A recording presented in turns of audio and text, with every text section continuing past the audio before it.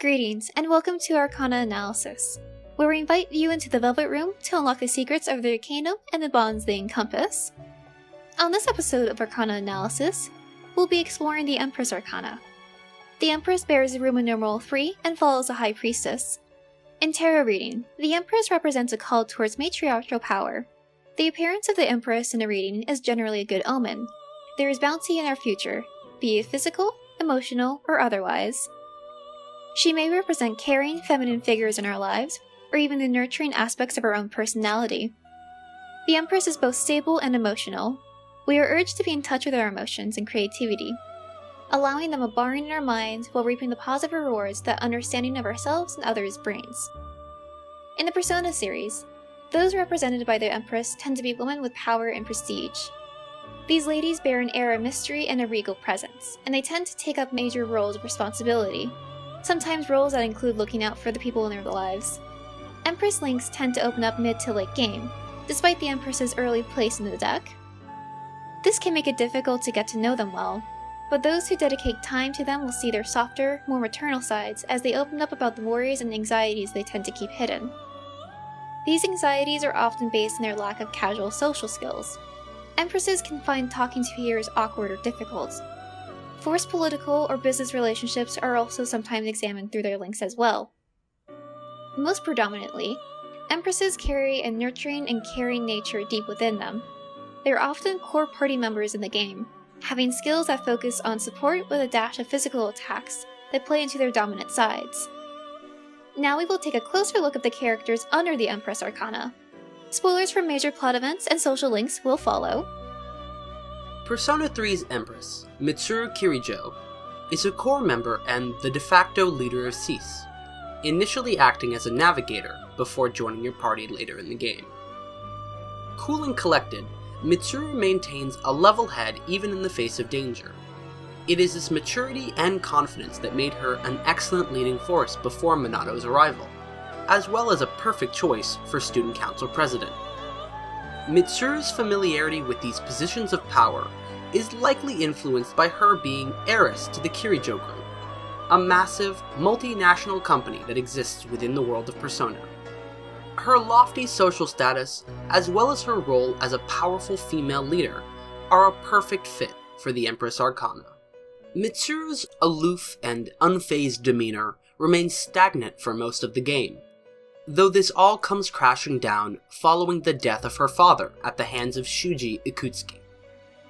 Not only did she lose a loved one, but the perpetrator was a man that she had grown to trust and rely on. Naturally, this leaves Mitsuru feeling depressed, as well as guilty for the death of her father. It is only after a heart-to-heart with Yukari that the heiress turns her grief into resolve, driving her to eliminate the Dark Hour and become the head of the Kirijo Group. With this realization, Mitsuru's persona evolves into Artemisia. Within her social link, Mitsuru joins the protagonist on a series of outings to fast food restaurants, in an attempt to experience a side of life she has missed out on. She even admits to the protagonist that the use of her motorcycle acts as a form of rebellion, temporarily breaking free from responsibilities and choosing her own path. It is revealed later in the link that the true responsibility she wishes to break away from is an arranged marriage set up to benefit the Kirijo Group. Naturally, the protagonist encourages Mitsuru to forge her own path, leading her to call off the marriage altogether. Within both of these major events, Mitsuru is shown in a moment of emotional vulnerability. While she does show some warmth to the members of Cease, she still maintains severe emotional distance.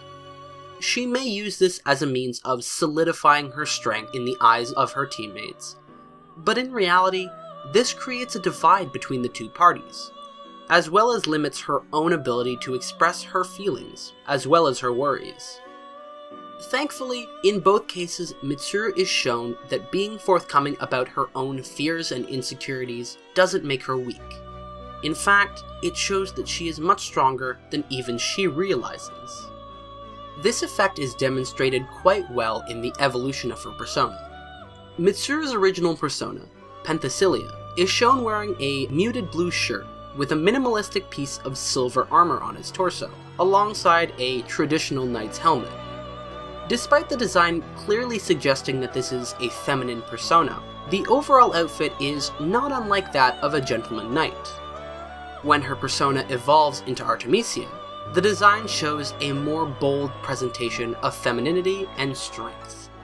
The garb Artemisia wears is now a more vibrant blue, and its armor is now gold and adorned with spikes and several other sharp flourishes.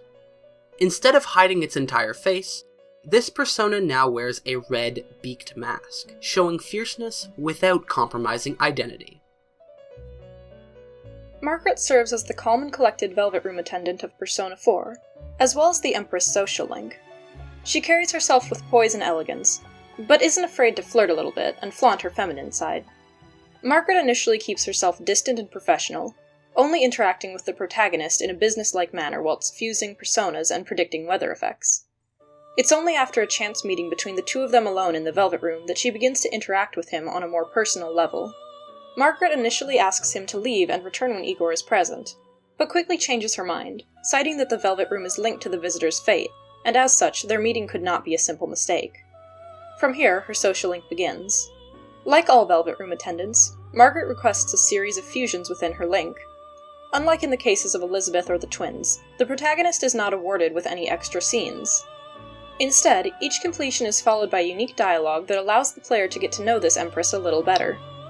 When Margaret speaks to the protagonist after a requested fusion, there is unmistakable familiarity and affection in her words, but she still maintains a degree of distance from him. She knows that there are lines that she is not meant to cross, and she is a woman who holds herself to these rules even if she longs for something more. During her conversations with the protagonist, time and again we see that she is attempting to teach him lessons about himself with the personas as her tools. It is here that we most clearly see the nurturing role that the Empress always embodies. We also see this role manifest in her concern over the disappearance of her sister Elizabeth. Though she is only briefly mentioned, it is clear that Margaret is troubled by her absence. Through her commentary, we come to realize that Margaret has a sense of humor, or at least that she would like to have one. Her jokes never quite hit. Her delivery is too stone-faced for the player to even realize she's telling a joke, which leads her to generally cut them off halfway through and explain herself. This faltering social awkwardness is a classic Empress move. She may be poised and lovely, but deep down she still has some anxieties over interacting with others. If the player has maxed out Margaret's social link by the final day of Persona 4, she will be waiting for him outside the Velvet Room to say goodbye. She requests that he close his eyes before she steals a single kiss from him.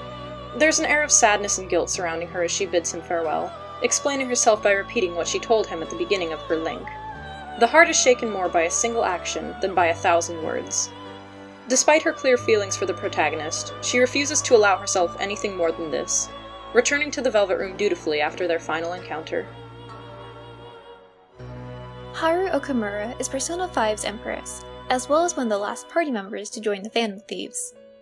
Haru is sweet, kind, and compassionate towards others. However, while her looks suggest that she is innocent and oblivious, Haru is anything but those things. As the heir to Okumura Foods, Haru also carries an air of power and a deep sense of responsibility. Her kind and caring personality, coupled with her social status, makes her well fit for the Empress Arcana. As a result of her upbringing, Haru became quite reserved. Haru is keenly aware of her role in society, and as a result is cautious and keeps a polite distance from those she does not know or trust, as she is used to others trying to use her for their own benefit. Because of this, Haru has never made any real connections. But once she meets Morgana and resolves to steal her father's treasure, this changes. They eventually cross paths with the Phantom Thieves, who repeatedly encourage Morgana and Haru to join the team to no avail, until Haru reveals her true motivation. She wants to change her father's heart so that he will call off her arranged marriage. But the heist ends with disaster. Okumura is killed. Naturally, this leaves Haru feeling distraught. She never wanted any harm to come to her father, only for him to change his ways. She also finds that the responsibilities placed on her have increased tenfold. In her social link, Haru struggles with her father's death as well as responsibility of inheriting Okumura Foods. She wishes to steer the company back to its roots, focusing more on serving the people and making quality products than just the bottom line. Haru feels a mix of frustration and incompetence, as she is constantly being left out of major business meetings. To make matters worse, her abusive fiancé returns and attempts to pressure Haru into marriage quickly to assume her position in the company. To keep herself centered and de-stressed, Haru gardens on the school's rooftop. It's here that we see her Empress-like commitment to her goals as she experiments with how to grow the best crops. While her life is filled with stress and can oftentimes seem overwhelming, Haru Okumura manages to persevere. She proves again and again that she is anything but weak. In stark contrast to her cute and bubbly appearance, Haru wields a battle axe and a grenade launcher as weapons. Her personas add quite well to this clever juxtaposition. Milady's elegant attire suggests that she is a member of high society, wearing a gigantic pink and black dress adorned with ruffles and lace. Her persona even carries its own mask around as its own face, hinting that her persona too is not as it seems. But the secrets don't stop there. Hidden below her skirt are several large cannons, missiles, and machine guns. Haru's ultimate persona, Astarte, continues the trend of cute yet deadly designs. The base of this persona is made of dozens of psychedelic sculpts, all fused into one adorably intimidating legion. From the top of these skulls, a mysterious, feminine figure has emerged, with a large crescent moon covering her face. Unlike Milady, Astarte has no need to hide her ferocity. She is an inherently powerful and equally beautiful creature, just like Haru. And that concludes our examination of the Empress Arcana. Despite their high social standing and their tendency towards saving face, the members of this arcana care deeply for those around them, acting as the ultimate mother of the tarot deck. They are equally as powerful as they are compassionate, making the Empress an emotional pillar as well as a force to be reckoned with. We hope you've enjoyed your stay with us in the Velvet Room, and we look forward to seeing you again. Until then, we bid you adieu.